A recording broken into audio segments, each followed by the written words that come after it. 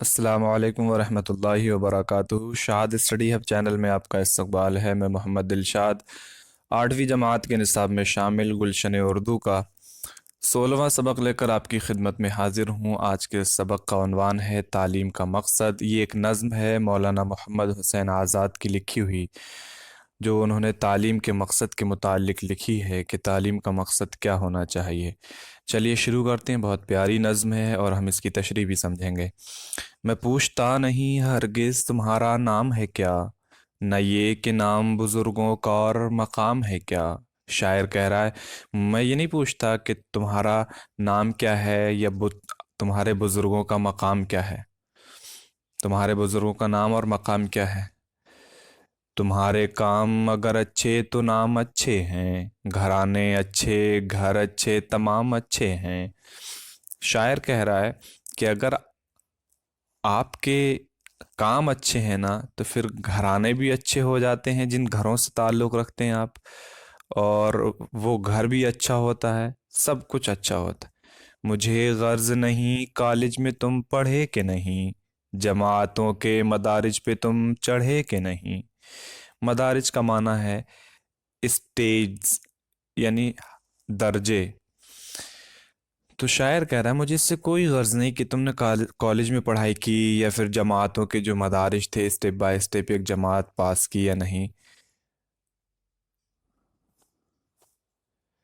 کتابیں پڑھ کے جو کی حفظ بر زباں تو کیا، اور ان میں پاس ہوئے دے کے امتحان تو کیا۔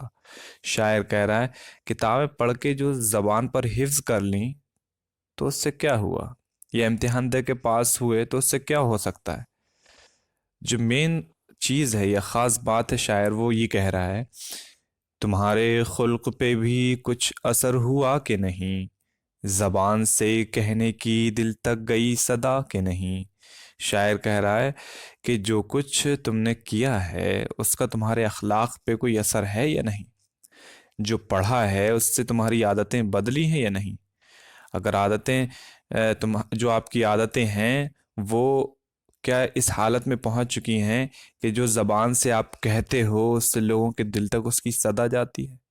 تو شاید اس پہ کہہ رہا ہے کہ جو کچھ آپ نے کیا ہے اس کا آپ کی عادت و اطوار پہ، آپ کے اخلاق پہ فرق پڑا ہے یا نہیں پڑا، اور جو آپ کہتے ہو اس سے لوگوں کے دلوں تک اس کی صدا جاتی ہے یا نہیں جاتی ہے، لوگ صرف سن کر کے ہی اس کو چھوڑ دیتے ہیں۔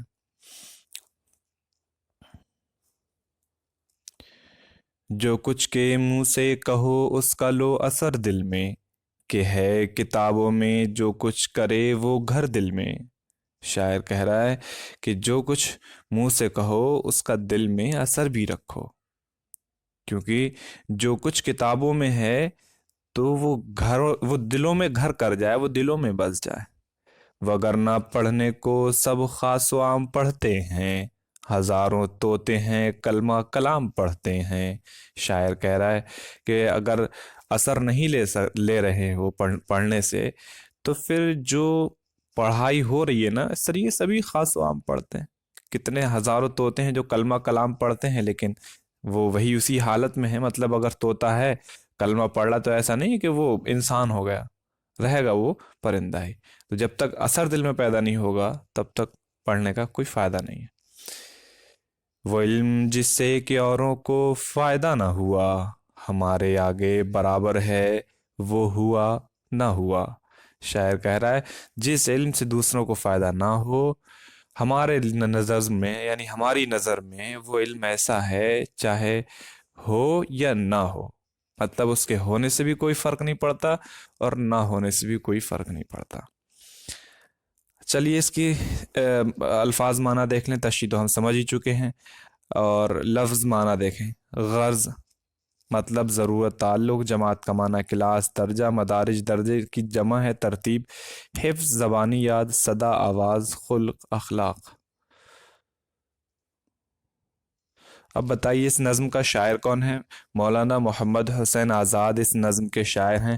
پہلے اور دوسرے شعر کو نثر میں اپنے الفاظ میں لکھیے اور بتائیے کہ ان اشعار میں شاعر نے کیا کہا ہے۔ تو وہ ابھی آپ کو بتایا کچھ اشارتاً، آپ اس پر لکھ سکتے ہیں۔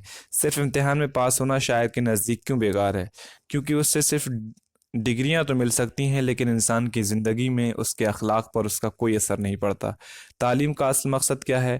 انسان کے اخلاق کا ارتقاء ہے، ڈیولپمنٹ آف ہیومن کیریکٹر۔ تو انسانی جو اخلاق ہے اس کی ترقی ہونی چاہیے، اس میں بدلاؤ آنے چاہیے، جو اس کے کا رویہ ہے، بیہیویئر ہے، اس میں بھی تبدیلی آنی چاہیے۔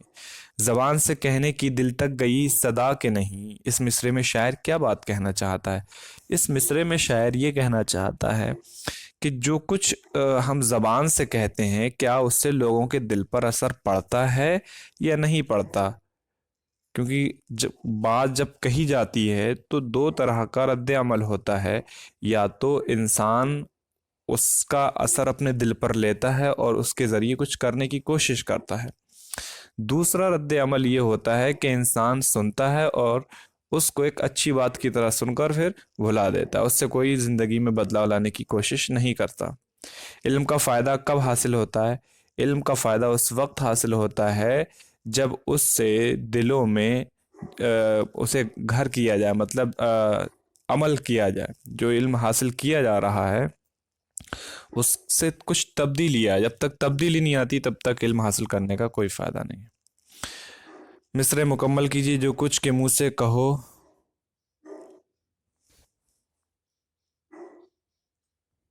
اس کا لو اثر دل میں۔ اس کے بعد یہ مصرے آپ مکمل کر سکتے ہیں جو نیچے لکھے ہوئے ہیں۔ میں جو کچھ کرے وہ گھر دل میں، اس طرح سے یہ اس کے پہلے کا لکھیں، ڈھونڈ کر کے یہاں لکھیں، اس کو لکھیں، اس والے کو لکھیں، اس والے کو لکھیں، اور اس کے بعد یہ مشق مکمل کر لیں۔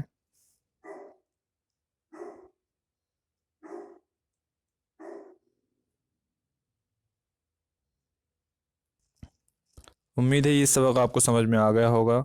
کسی بھی طرح کی کوئی دقت پیش آتی ہے تو کمنٹ باکس میں ضرور پوچھیں۔ تب تک آپ اپنا خیال رکھیں، ملتے ہیں آپ سے اگلی ویڈیو میں ایک نئے سبق کے ساتھ۔ اللہ حافظ۔